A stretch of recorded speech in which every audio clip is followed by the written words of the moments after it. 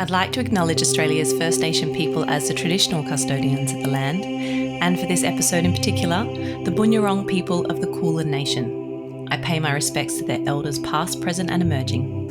I think that's the greatest joy a winemaker can sense is can feel is having you know that a consumer is going to pick up that bottle of wine that you've put a lot of thought into and a lot of work into, and they're going to have a joyous experience. This is Over a Glass. I'm Shanteh Wale.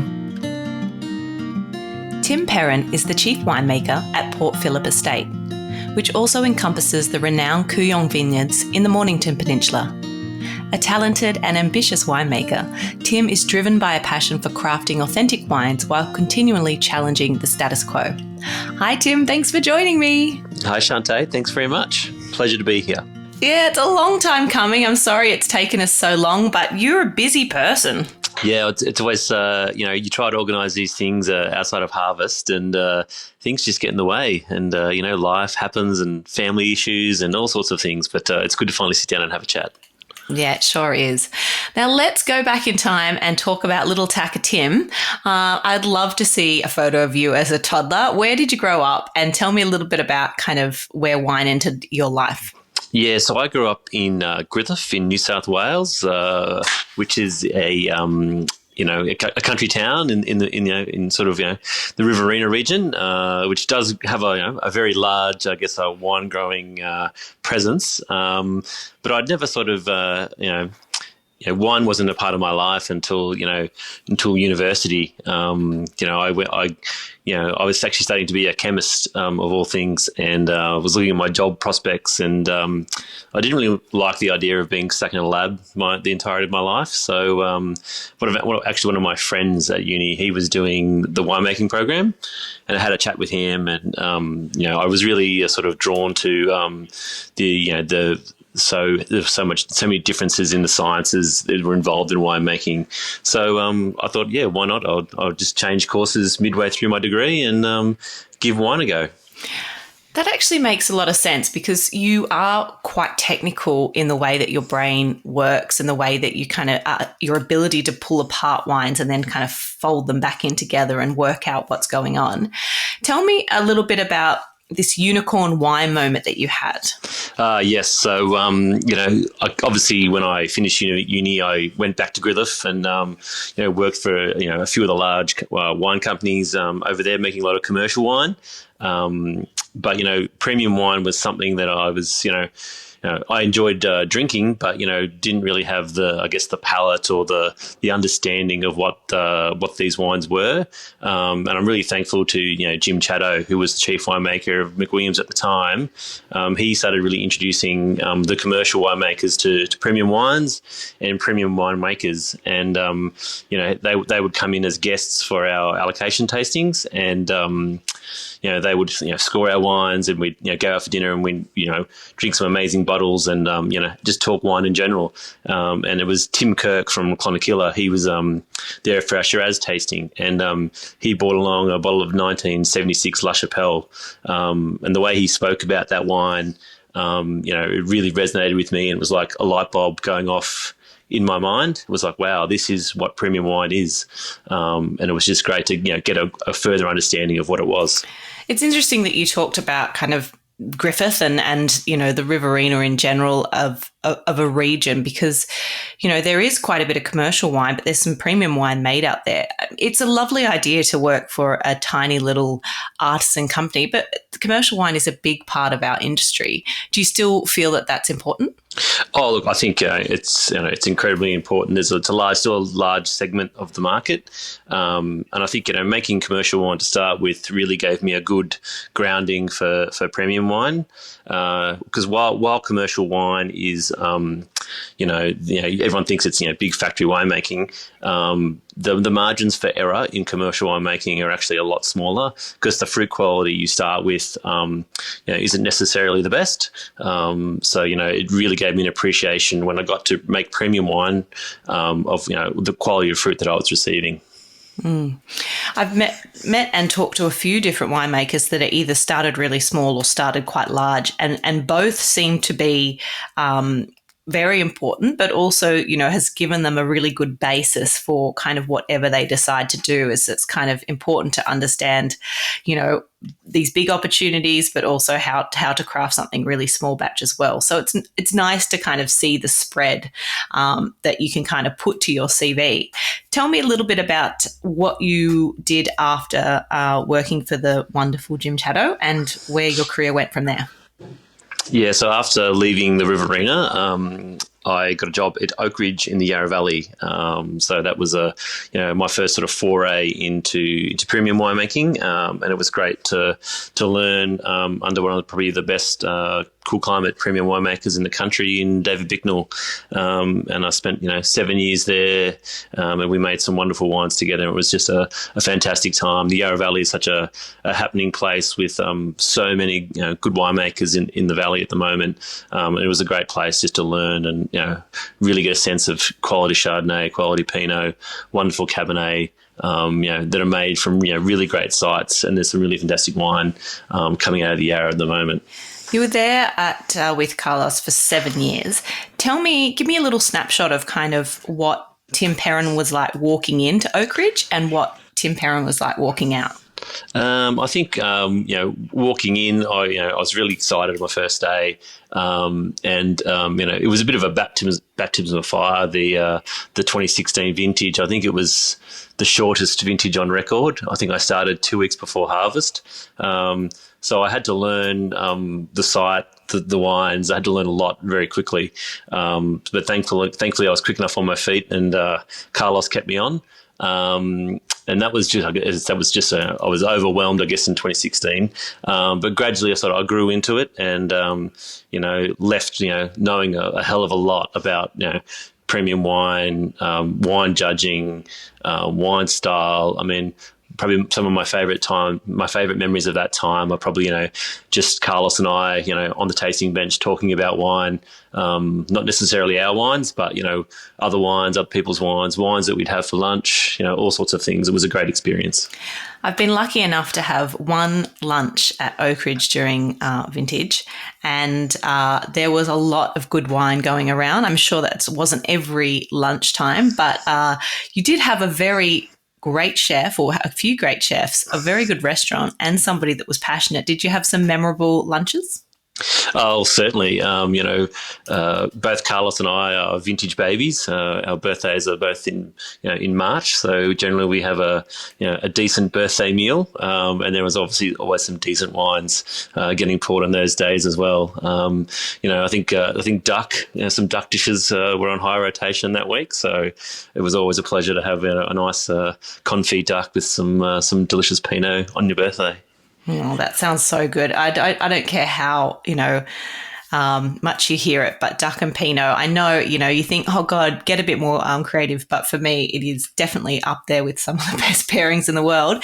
Tell me a bit about your sea change. So after 7 years at Oak Ridge, making a lot of highly award-winning wines, you also had a very big impact in doing some really fantastic wines yourself there. I particularly remember a Cabernet that you sent me that changed what I thought about Cabernet quite momentously, actually. Tell me a little bit about kind of the sea change to move away from Oak Ridge and how that happened. Yeah, so obviously I've been at Oak Ridge for a while, and obviously the position had come up here at Kooyong and Port Phillip Estate. My wife's a Peninsula girl, so we're actually living down the peninsula while I was working at Oak Ridge. So the opportunity to take the reins at a prestigious estate down this way, close to family, close to home, or my new home, it was an opportunity too good to pass up. And it's about everyone's striving for work-life balance, and this just seemed to tick all the boxes really. Talk about prestigious. This estate is artisan almost on every level. You can see the detail in everything that they do. I remember when these wines first ever crossed my path, I was working in retail, and I was firstly just like, good God, why are these wines so beautiful? The labels are stunning. The colours are stunning. It screams premium. And I've felt probably that way ever since about Kooyong and about Port Phillip Estate. So tell me a little bit about kind of what your first impressions are. Yeah. Also, I guess the first thing I did when I started here is I, wanted to, really get a good handling on the vineyards. We're fortunate enough to have, some vines that are, that were planted in the 80s and the mid 90s. And there's quite a diverse selection of clonal material, of soil types, and across Chardonnay and Pinot. So that took a long time to get my head around. But the fortunate thing is that they've been making wine down here on these from these blocks for 30 years, and it was pretty clearly defined of what the best bits are in the vineyard. And for me, it was just sort of reaffirming that these are the best bits. But I mean, the vine age is at a point now where I think the quality is just metronomic in what it does. I mean, Ferris is inherently Ferris every year, and so is Farrago and Sol's Fault Line for Chardonnay. There's just repeatability in these wines. That's for sure. I mean, these are small single block wines that are pretty minuscule when you kind of put it on the range of certain single vineyards. Tell me a little bit about Mornington Peninsula and just kind of your approach coming from the Yarra Valley and going down to Mornington. Give us a little bit of a regional overview and how winemaking changes where you are now. Yeah, so I guess the biggest thing I had to wrap my head around was the difference in climate. Yarra Valley, it's more of a continental climate, where Mornington is a very maritime climate, given we're surrounded by three rather large cool bodies of water. So that's a sort of a difference in that. So basically, we're inherently cool by the bodies of water that just, we get some sea breezes in it, so the temperature is relatively stable. And so that just sort of gives us, if the season's good, a very even ripening period. But if the season's a bit challenging, well, then there's a lot more variability in what we have to, I guess, deal with. But in terms of, Chardonnay and Pinot, are very strong down here. Pinot Gris goes very well. Anything outside of that is a little bit marginal. Even Shiraz is a bit marginal down here because it's just so cool. But in terms of, the winemaking, I guess I took a similar approach to what I was doing at Oak Ridge. Is, we're making, site-specific wines. So I want them to speak of the vineyard, and just sort of, step back and, it's less about me as a winemaker and more about these wonderful sites that I get to make wine from.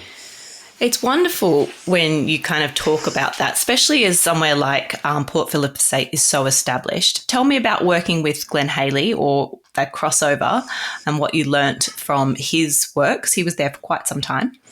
Yeah, so Glenn had obviously been, the winemaker here for almost 10 years.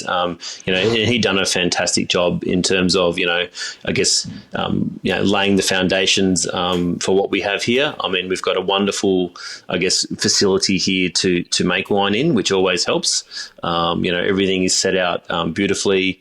But also too, he had done a lot of work on, maintaining the style of these wines. I haven't really changed a lot from what Glenn was doing. It's more about just focusing on little bits of where we can improve, little changes that will make these wines shine.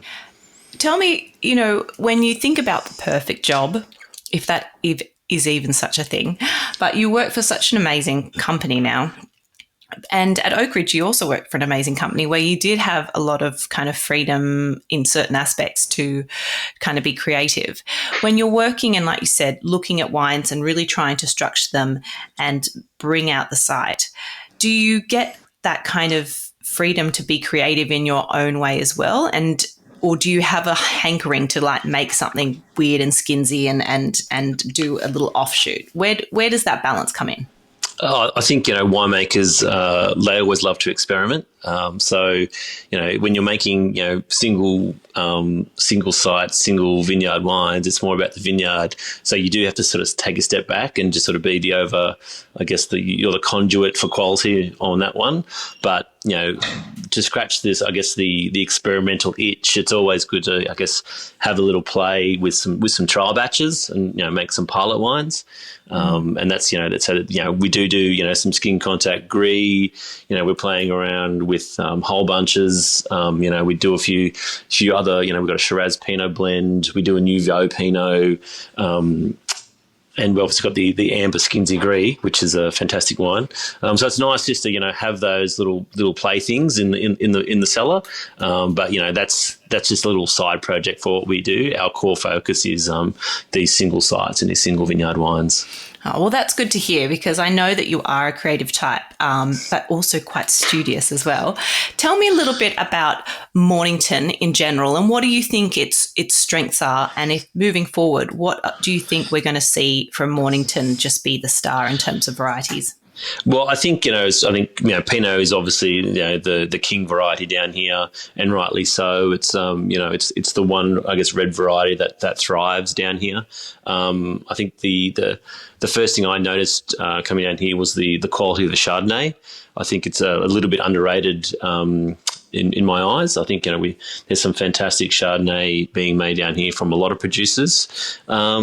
In terms of other varieties, I know the few people are putting some Gamay in the ground, and that will be exciting to see how that progresses. But I think the greatest thing for the Mornington at the moment is we're probably in a space of, I guess, some generational change in terms of the winemaking fraternity down here. There's a few really quality younger winemakers coming into the region. I'm really excited to see how the region as a whole starts producing some really, really top notch quality wine. No, I mean, we always have, but just guys that have got that energy to try and take it to the next level. Because I'm firmly of the view if the region is strong, everyone thrives. So if we can all make some really great wine, everybody wins.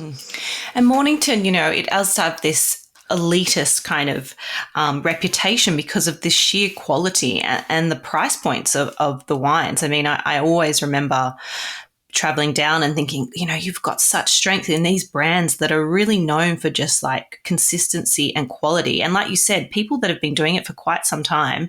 So this wonderful lineage and history of people that have been decades in the region now handing over the baton to some younger winemakers that I think, are doing a great job of respecting what's happened in the past and taking it to the future as well. Yeah, absolutely. I mean, there's always been a bit of an element of luxury down here. We're very fortunate that we've got some wonderful restaurants, wonderful wines. But we've also got the beach. There's always been a sense of luxury in terms of, I guess, the wines that have been, I guess, crafted down here. And I think that does come through into the glass often. There's a real sense of quality in these wines, and I think it's something we should be proud of. Yeah, I totally agree. Do you miss being as close to the city? Are you somebody that likes to get out and hit up bars, or are you a family man now? No, I'm definitely a family man, and I'm more than happy to spend the weekend at home with my kids. I was never, I guess, my party days are long behind me, so being close to the city and close to bars is something that I don't really need to do anymore. In the words of Danny Glover, I'm getting a bit too old for this kind of thing. So happy to be close to the beach. Danny Glover, you are showing your age. I love it. Tell me about working with Stuart Marshall and a little bit about the approach to viticulture with the estate. Yeah, well, I mean, Stuart's, he's a leading viticulturist in the country, and rightly so. He's got, decades of experience in terms of viticulture, particularly on the peninsula. And he's fantastic at what he does for us at Kooyong and Port Phillip Estate. I just let him do his thing. He's the vine whisperer. He grows fantastic fruit year in, year out, and I'm very thankful for all that he does. I mean, we've had some really challenging seasons down here in the last couple of years, and it's a credit to him that we've delivered clean fruit every year. Because I mean, you're very limited by the quality of the fruit that you receive in winemaking. So we need strong fruit coming in. And Stuart, he's a fantastic viticulturist. I can't speak more highly of him. That's so good to hear. Tell me, does that make you the wine whisperer if he's the vine whisperer? Oh, certainly not. Certainly not. I'm like I said, it's these single blocks, single vineyards. That's what it's about. I'm just the conduit from receiving grapes to the bottle. It's my job just to make sure that it all comes through in the end. And tell me a bit about community down there, because we were lucky enough to do the wonderful Len Evans tutorial together and have gone on to do judging across the country. Is, the importance of community and getting amongst the rest of the people in the region important to you? And are you still kind of using judging to kind of bring people together? Yeah, I mean, certainly there's a very strong, I guess, community feel within the winemaking fraternity down here. I mean, we're all of a smaller scale, so it's important for us to, I guess, band together and share ideas and share experiences, and definitely, wine show judging is a part of that, because it's one of the greatest ways to improve your palate, but not necessarily for everyone. Like our show down here is relatively small. It's just more about. I find the best thing for us is the exhibitors tasting at the local show, where we can all get together and taste each other's wines and just celebrate what's good about Mornington Peninsula. Yeah, I think that sometimes it's not always a rambunctious affair, those exhibitor tastings, because everyone's kind of got their head down and they're kind of, tasting through and going, oh, what they do there? And, oh, that looks really good. And you can kind of see everyone's brains kind of sussing it all out, but then standing back after and having a good chin wag. Is there other kind of estates within the region where you're tasting, their wines and following along because you enjoy them so much? I think there's a small group of us who get together sort of around the end of the year, and we'll go on a bit of a tour, and we'll taste each other's wines in the cellar, and then we'll have a nice lunch afterwards. And there's some pretty prestigious names in that cohort. I won't mention them because I don't want to spoil it. But yeah, we do. I mean, we do have a really strong sense of helping each other out, and trying to make all our wines better, and just having a chat about what we did, what worked, what was challenging, what our plans are. And it's just great to hear that everyone's sort of on the same page, trying to improve, trying to make better wines. It's all we can do, really. Yeah. Well, you fence-sat that one very nicely, but it was very articulately done. I tried the 23 Ferris not late last night, early last night. I don't do late last night anymore. But that's an incredible wine because it has quite a lot of power and structure, but it feels really effortless. It doesn't feel made at all, that wine. And I thought, wow, where is this coming from? Knowing that it's destemmed, that it just has so much staying power.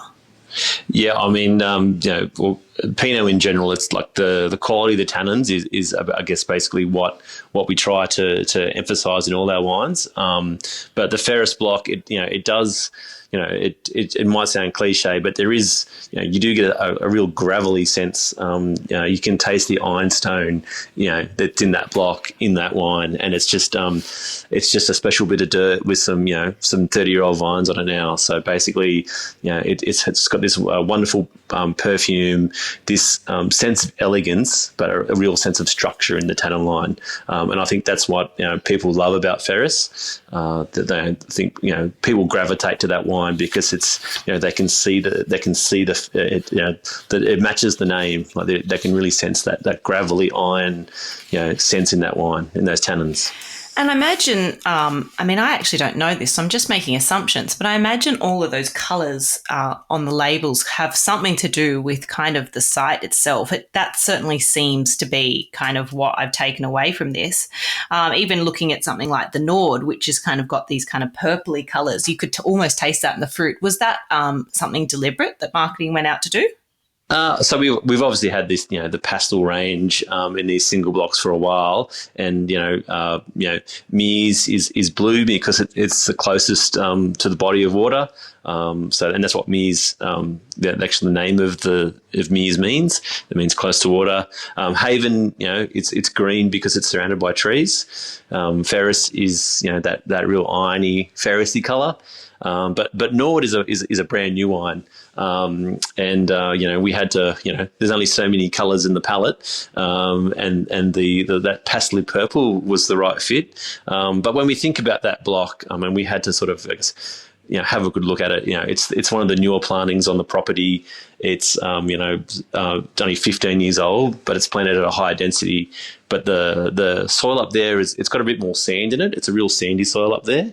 And when you think about sandy soils and the wines they create, they are often highly aromatic, really opulently fruited, and with some really subtle tannins. So that sort of purple colour sort of fitted the wine perfectly.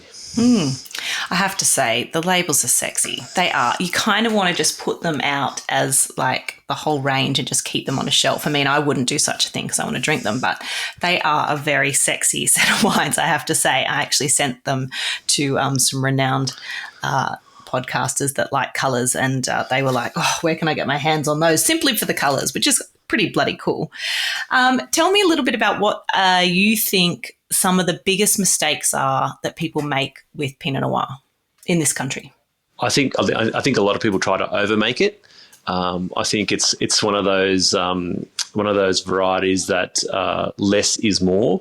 I think basically you've got to sort of, I guess, unlearn what you've learned when you learn to make wine. Basically, if you approach Shiraz making or Cabernet making the same way, like if you take that winemaking philosophy to Pinot, you're going to end up with a pretty, I guess, rough result in the end.